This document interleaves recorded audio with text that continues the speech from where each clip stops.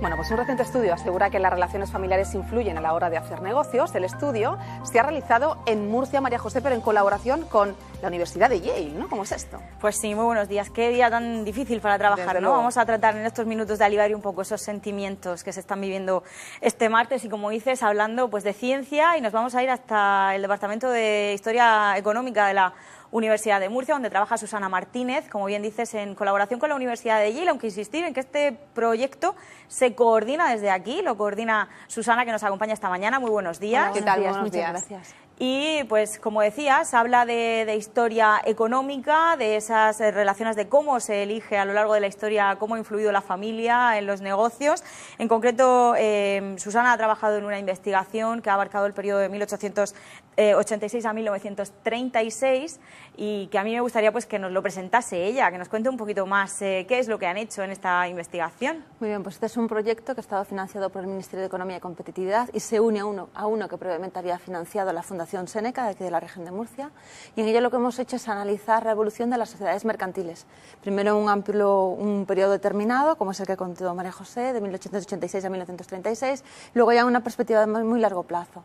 Y la pregunta que nos hemos hecho es cómo influye el tipo de sociedad mercantil en el impacto y en el desarrollo económico. Y una de las conclusiones a las que hemos llegado es que existe un vínculo muy importante entre el tipo de miembros de la familia que hay en una empresa y qué fórmula legal han elegido para desarrollar esa empresa. Entonces, lo bueno de este estudio es que nosotros contamos con una base de datos única, que es la del registro mercantil, que nos permite afinar mucho cuáles son las relaciones familiares que existen entre los miembros de una empresa. Digamos, esas fórmulas de las que ella habla son la SL, la SA, es el tipo de sociedad, y habéis comprobado que, dependiendo de quién compone la empresa, se solía elegir en este periodo que habéis analizado una fórmula u otra. No es lo mismo trabajar con la familia que con amigos o socios. Sí, es muy determinante el concepto de responsabilidad limitada.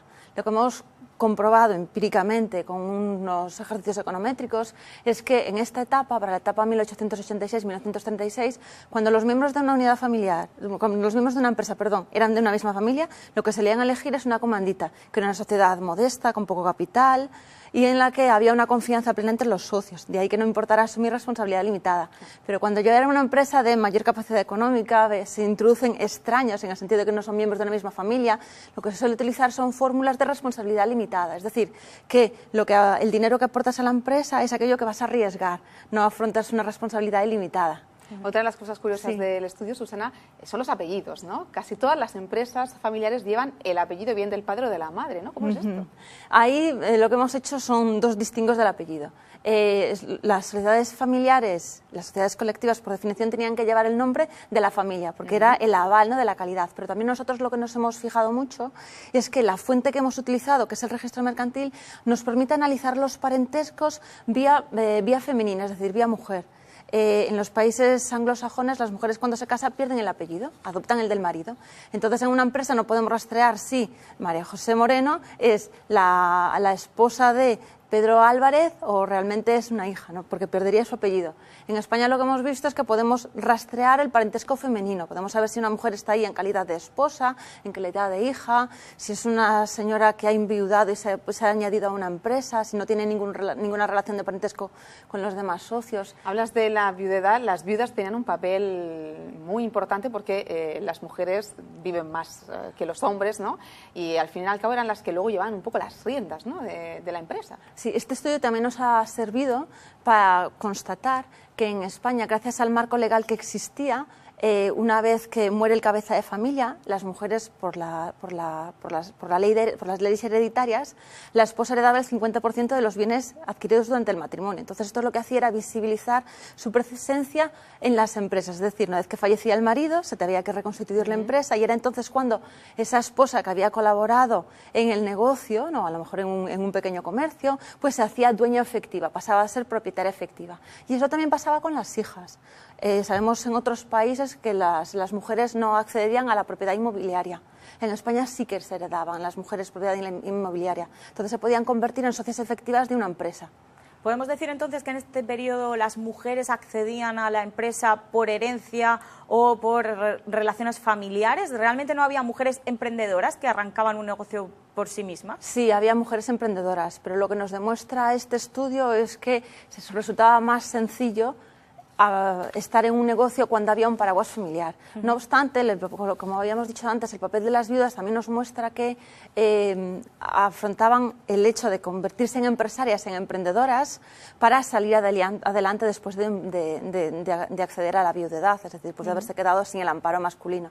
Entonces también nos muestra, ¿no?, una línea de emprendimiento femenino, y esto también es muy importante porque nos permite visibilizar, ¿no?, un hecho, como es que las mujeres han estado en la empresa durante toda la historia.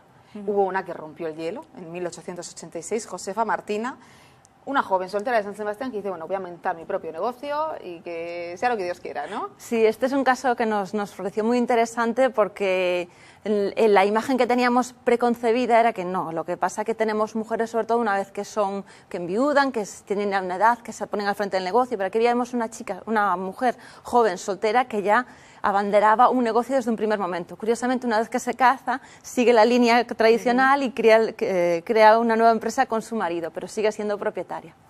Susana ha mencionado dos aspectos. Por un lado, el tema de los apellidos y, por otro, el registro mercantil. Han sido fuentes que en Yale y en otras universidades con las que colaboráis han llamado especialmente la atención. Son fuentes que en otros países no existen y que precisamente que en España las tengamos se han puesto en valor, ¿verdad? Porque os han servido para obtener todos estos resultados. Totalmente. Una de las banderas que nosotros llevábamos adelante para iniciar esta investigación era demostrar que nuestra fuente era muy buena.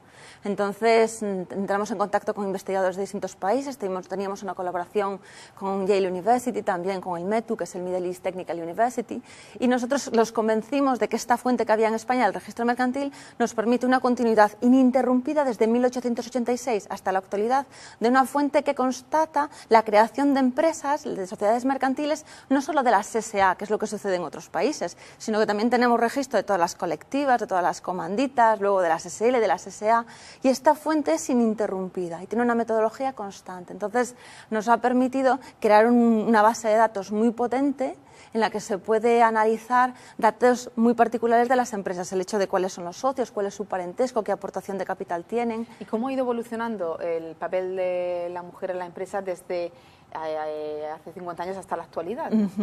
Esa es una pregunta muy interesante porque es una de las propuestas nuevas que ha generado este proyecto, ¿no? El emprendimiento femenino y el concepto de mujer empresaria. Entonces nosotros lo que veíamos es que al principio las mujeres que teníamos, esto es muy importante tener en cuenta, que son propietarias efectivas, es decir, mujeres que realmente firman y son las dueñas de la empresa.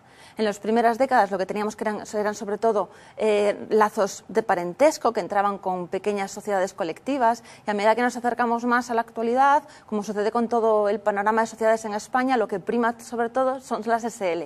Nosotros tenemos un trabajo publicado en una revista de alto impacto que realmente señala que la SL ayuda a las mujeres a convertirse en empresarias. El hecho de que tengan responsabilidad limitada les permite tener más movilidad empresarial. Y también aquí en España la legislación ha sido bastante taxativa con los empresarios, y en ese periodo en el que habéis estudiado se ha visto cómo primero iban los empresarios y luego venía la legislación. ¿Les han ayudado? En ese sentido, ¿les ayudaban? Sí, eso es muy buen dato, porque una de las hipótesis que nosotros manejábamos en el proyecto desde el principio era que España tenía una curiosity con respecto al marco legal de otros países. Y es que aquí, primero, la sociedad de responsabilidad limitada empieza como una práctica, una demanda de los empresarios que dicen, oye, necesito un modelo legal más flexible, los notarios miran lo que hay en Europa, recomiendan este tipo de sociedad, y empieza a practicarse desde los años 1920, y realmente en España no existe una ley que avale esta figura hasta los años 50. Entonces, podemos decir que en España hay un learning by doing en la legislación, que es algo realmente interesante. Susana Martínez, gracias por acercarnos Muchas gracias a vosotras. Todo este estudio a nuestro espacio de ciencia. Muchísimas gracias. Nosotros, María José, vamos a ver, comienza la semana del cerebro y son muchísimas las actividades relacionadas con este tema. Vean la agenda científica. Esta semana nuestra agenda científica está protagonizada por la conmemoración de la 15ª Semana del Cerebro. Esta tarde tendrá lugar la conferencia Los laberintos del miedo, a cargo de la psiquiatra Isabel Lozano. Será en el Salón de Actos de la Real Academia de Medicina y Cirugía de Murcia. Ya el miércoles se hablará de amor, desamor y sexo. Lo harán los psiquiatras Francisco Toledo y Carlos García junto con la catedrática de anatomía María Trinidad Herrero.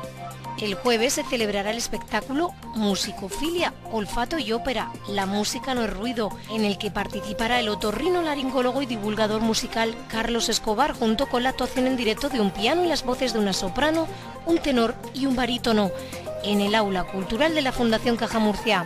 Como broche final, el viernes en el Aula Cultural de la Fundación Caja Murcia tendrá lugar la charla Vino, Salud y Cerebro, de la mano del catedrático de Anatomía Patológica Guzmán Ortuño.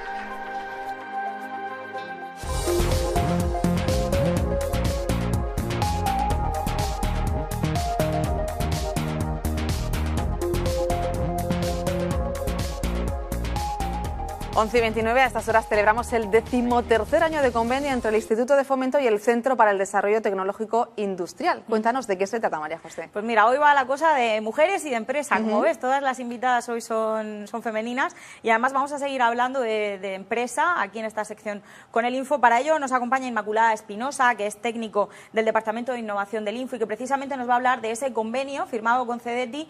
Que, Inmaculada, buenos días. Hola, buenos días. A mí, en primer lugar, me gustaría que explicásemos qué es CEDETI, porque el Info lo conocemos más, pero este organismo, ¿qué importancia tiene en relación a las empresas en la región? Pues el CEDETI es el organismo financiador de la I+D empresarial a nivel estatal. Está adscrito al Ministerio de Economía, Industria y Competitividad.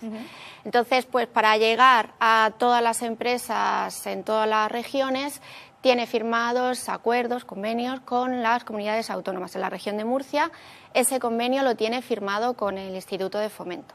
¿Y este convenio de qué se trata? Quiero decir, ¿en qué beneficia a las empresas murcianas?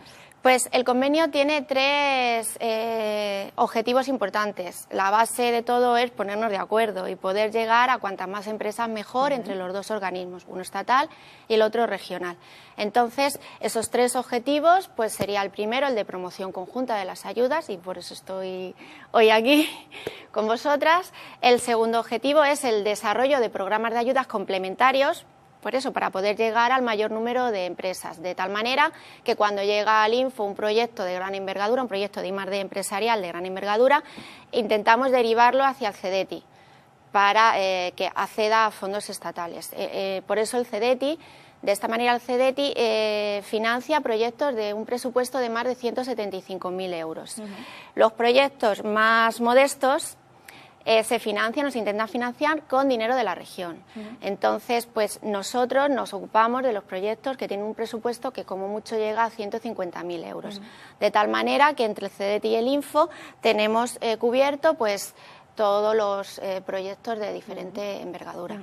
Al final lo que se trata, que es de lo que hablamos muchas veces en esta sección, es de que las empresas de la región de Murcia accedan de manera relativamente sencilla o con unas ayudas determinadas y concretas, no solamente a nivel de dinero, sino también de asesoría, ¿verdad?